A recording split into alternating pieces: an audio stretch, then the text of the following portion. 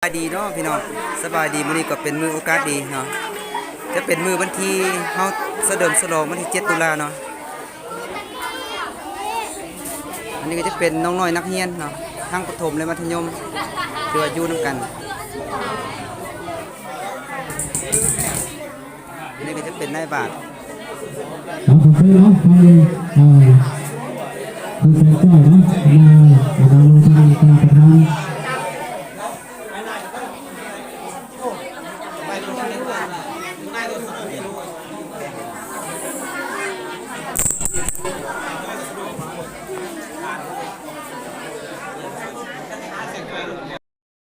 ตัวนี้ก็ถือว่าจะเป็นน้องน้อยนักเรียนมอบโซ่ลกไม้ให้ครูเนาะมื้อนี้เนาะเป็นเกียรติเขาร่วมในพิธีของพวกเขาวันนี้มีทานเสียเป็นจิตวงศ์กรรมการทำเรื่องเลขาพักหักผ่านเจ็ดประสานรับรองขอให้เกียรติเขาร่วมขอเสนอ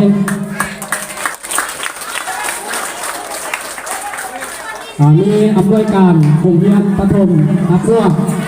ปฐมสุขเจริญหลักมัธยมสุขเจริญขอให้เกียรติเขาร่วมขอเสนอมีทานเลขาพักบ้านในบ้านฮันมั่วบ้านเพ่งบ้านเกินและบ้านสุขเจริญพร้อมโดยคณะคอยเกียรติเขาร่วมขอเสนอมีทานแขกภูมิเกียรติที่ถึกเชิญพร้อมด้วยครูอาจารย์และน้องๆนักเรียนทั้งประถมและมัธยมขอให้เกียรติเขาร่วมขอเสนอที่ว่าจุดประสงค์ในวันนี้เนาะก็เพื่อเป็นการเฉลิมฉลองวันครูแห่งชาติเนาะ17ตุลาตัวครบรอบ28ปีเนาะลืม8ปี1994เนาะปี2022ตัวครบรอบ28ปีฉะนั้นต่อไปเนาะพอเรียนเชิญผ่านเสียงเพลงจิตวงศ์กรรมการพรรคเมืองเลขาพรรคมาการเทศบาลฮักม่วงเนาะกล่าวเปิดพิธีอย่างเป็นทางการขอเรียนเชิญนี่จะได้เอาเป็นโอกาสดีอาจารย์ผู้อำนวยการโรงเรียนประถมมัธยมได้เชิญให้ข้าพเจ้าเป็นท่านประธานพิธีเพื่อเฉลิมฉลองวันครูแห่งชาติประจำปี2019นี้เป็นการก่อนที่เจ้าในการเพื่อพิธีนี้กับเจ้าเรียนท่านเป็นใจเป็นประธานผู้อำนวยการโรงเรียนประถมผู้นักเรียนเจ้าเรียนท่านชัยธรรมผู้อำนวยการโรงเรียนมัธยมต้นสุขเจริญที่นักผู้ผู้นักผู้ผู้เรียนท่านนางเส้นจอยผู้อำนวยการโรงเรียนประถมท่านมัวผู้นักผู้จะทำเพลงมาอย่างอำนาจการปกครองบ้านองค์การจัดการทุกส่วนที่ว่ามื้อนี้พวกเรา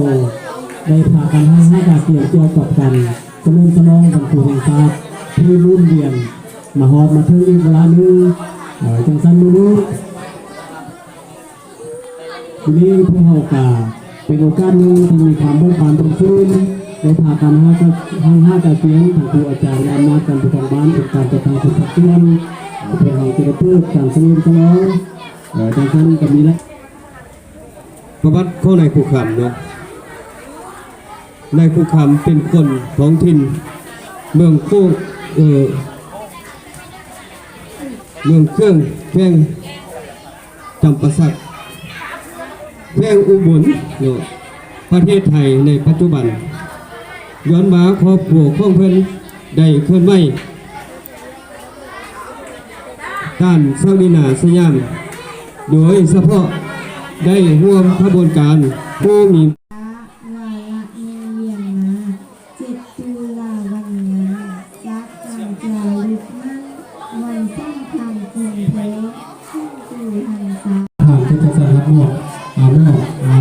นี่จะเป็นงานไปย่อๆพี่น้องย่อยอำนวยการโรงเรียนต้นครับมัธยมเนาะ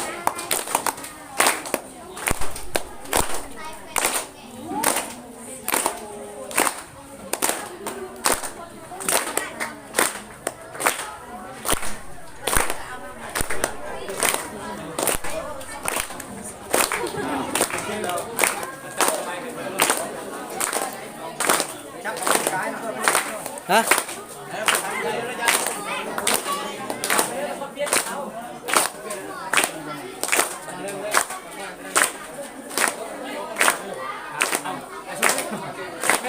ภาพแล้ว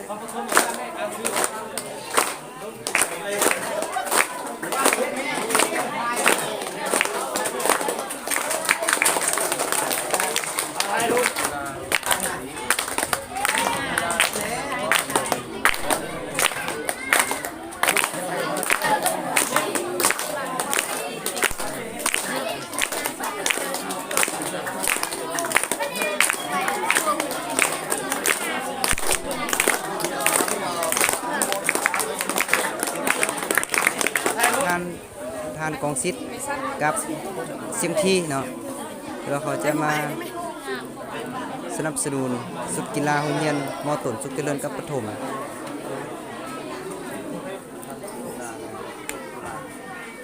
เป็นการมอบสุดกีฬาให้อันบันเพ่งด้วยกับบันเพ่งกับบันทันลวกเนาะศูนย์กสิกรรม SF เพื่อมอบสุดกีฬาให้บันเพ่งกับบันทันลวกเนาะ